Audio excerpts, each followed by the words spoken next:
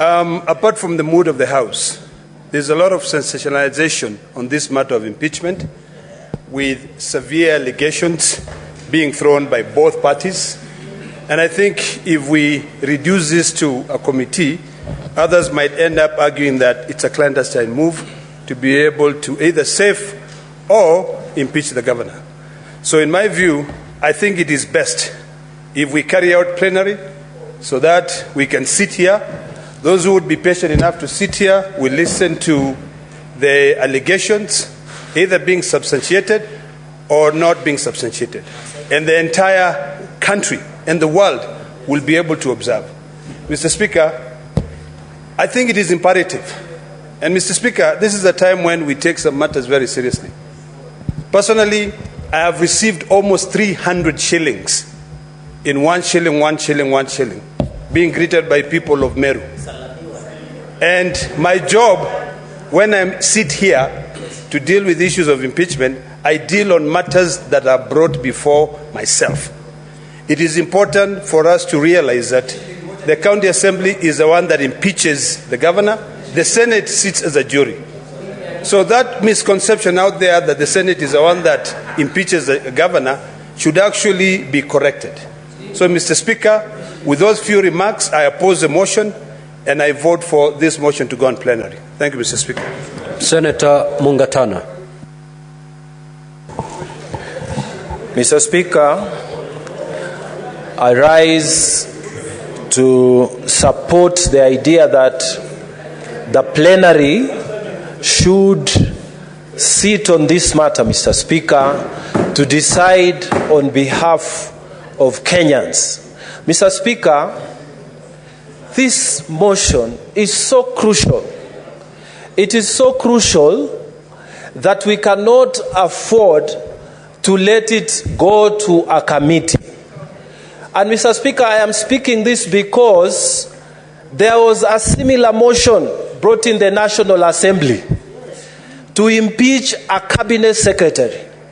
And the mood of the House in the National Assembly at that time was that the cabinet secretary must go.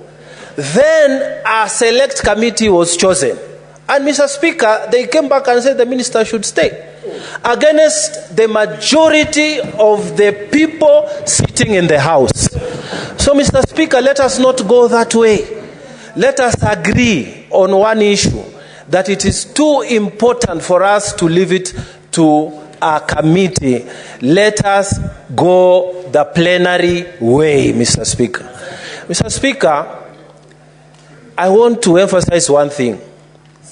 It is the county assembly that impeaches, and it is the Senate that convicts or acquits. We sit here as a court. In fact, in the US, Mr. Speaker, the Chief Justice, when it is the impeachment of the President, it is the Chief Justice who sits on your place to do the actual trial of the impeachment.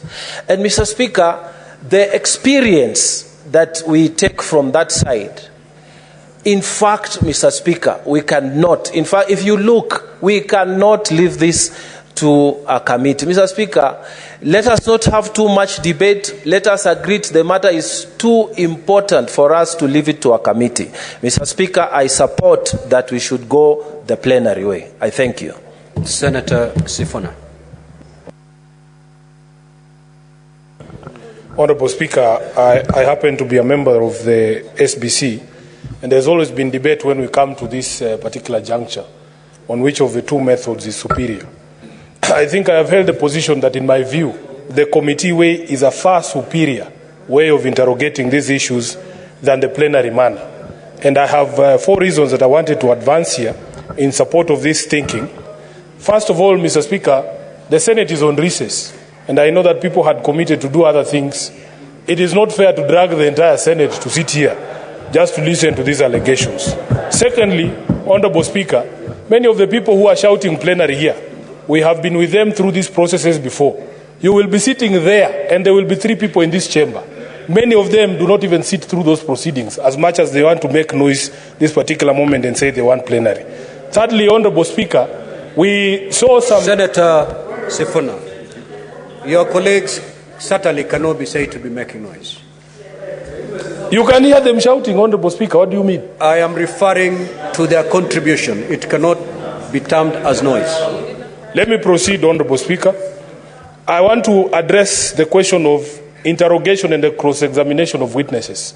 This frustration is a frustration that members shared last time when we went the plenary way. And because I have experienced both of those methods, it is my humble view that it is easier, it is better, there is greater opportunity to cross-examine witnesses and to ask questions, supplementary questions, when you go the committee way. Lastly, there was a question that was raised here, Honorable Speaker, on the involvement of our nominated colleagues in decision-making when it comes to this particular issue. And in my view, it is something that you can also give your view. The nominated senators get a greater opportunity to make decision or participate in the decision-making when they are members of a committee as opposed to plenary. Because at plenary, they all know only the elected senators will get to vote. Finally, Honorable Speaker, when I look at the colleagues who have been nominated to this particular committee, the Honorable Sigei, who is the chair of the Legal Affairs Committee, my chair of Energy, Honorable Matinga, Abdul Haji, who is a member of the Speaker's panel, and Wafula, our colleague, Gloria Uroba, and of course the senators from our side, Honorable Shakila, Honorable Montet, Eddie, Isa, and Honorable Senator Beatrice Ogola. I have all the faith, Honorable Speaker, that this team of 11 can be able to execute this particular assignment on behalf of the House. I want to lastly join my colleague Senator Olekina in saying there is no other influence other than the evidence and the allegations that is going to bear on the decision of this House when we sit to determine this matter. So people should stop sending us messages.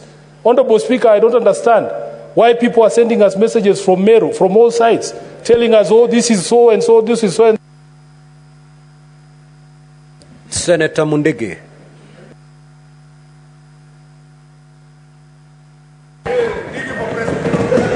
Order, Honorable Senator. Asante, Bwana Spika. Katika Kenya kuna county inaitwa Meru County na iko na wapiga kura 800,000. Bwana Spika. Honorable Speaker, we've had over 10 impeachments for the last 10 years. And out of those, Senator Kawira is coming here for the third time.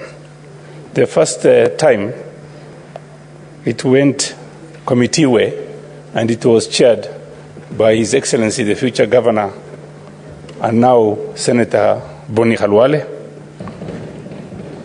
The second one went plenary way, and this one also should go the plenary way, simply because the Kenyans are looking at the Senate now, and we want to participate fully.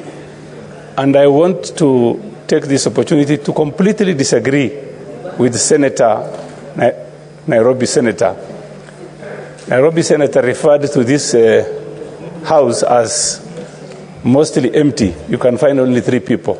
I think if the 3 people are found here, Senator Nairobi wouldn't be here because he's always also absentee. Let him not pretend to be being here. So, Honorable Speaker, I support the plenary way. Thank you very much.